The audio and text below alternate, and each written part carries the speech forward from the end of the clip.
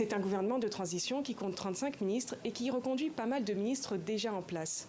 Alors certains sont au gouvernement depuis 9 ans ou plus, comme par exemple Gilbert Bawara, ici au travail, ou encore le professeur Robert Ducé aux affaires étrangères, Sina Lawson à l'économie numérique, ou encore le général Yark Damehan. Le gouvernement est donc dirigé par Victoire Tomega-Dogbe, qui est première ministre depuis 2020. Il y a quelques départs, comme l'ancien ministre de la Culture, Kossi Lamadokou, pointé du doigt dans la presse, notamment dans le journal Tangpa Express, pour des détournements de fonds, notamment dans la gestion d'hôtels d'État, dans la gestion de marchés publics ou encore dans la gestion d'activités liées au ministère. Kossi Lamadokou avait démenti ces accusations.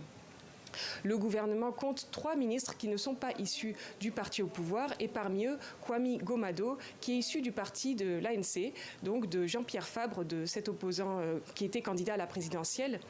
Et Kwame Gomado a donc fait l'objet d'une suspension de son parti et le parti a aussi ouvert une procédure disciplinaire à son encontre.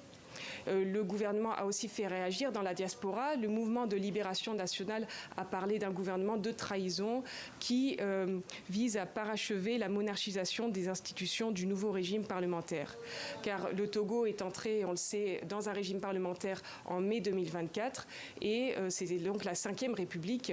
Et à l'époque, ça avait créé beaucoup de controverses. Le Togo a jusqu'à mai 2025 pour parachever ses institutions et pour, par exemple, mettre en place le Sénat ou encore le poste de président du Conseil.